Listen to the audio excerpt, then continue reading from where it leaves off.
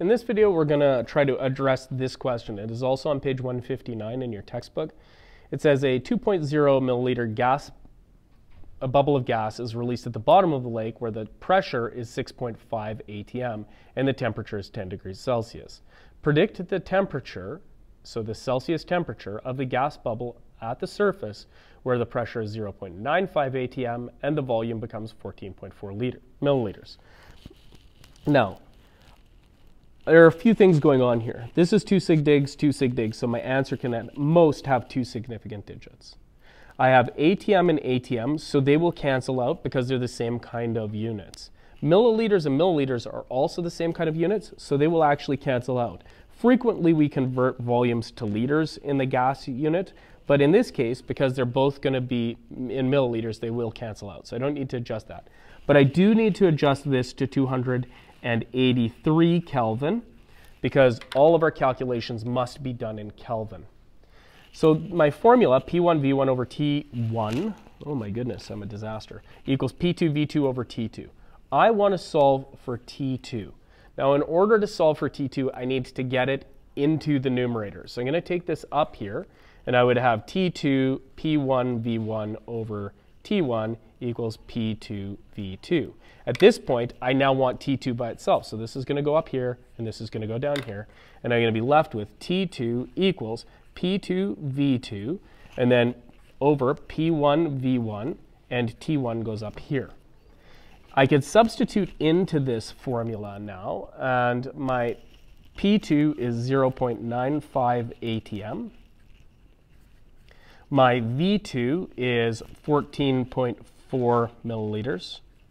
My T1 is 283 Kelvin. And my P1 is 6.5 atm. And my V1 is quite small. It's 2.0 milliliters. So I'm going to get cancellation of milliliters and milliliters, atm and atm. It's going to leave me with Kelvin. When I put this into my calculator, again, I want to be conscious of everything here is multiplied by each other, but if I need to make sure that I am putting those things in brackets or else dividing by each term. So I did that in the previous video. I won't bother you with it again, but that's my top term, so 0.95, 14.4, 283, divided by 6.5, and divided by 2.0.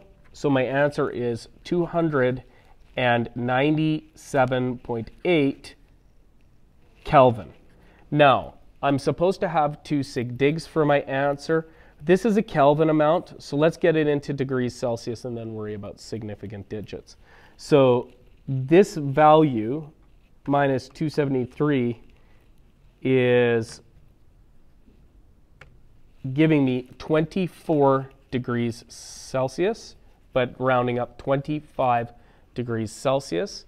That's the temperature at the top of the water, which kind of makes sense. That seems like a pleasant day's temperature, so it's not a crazy temperature.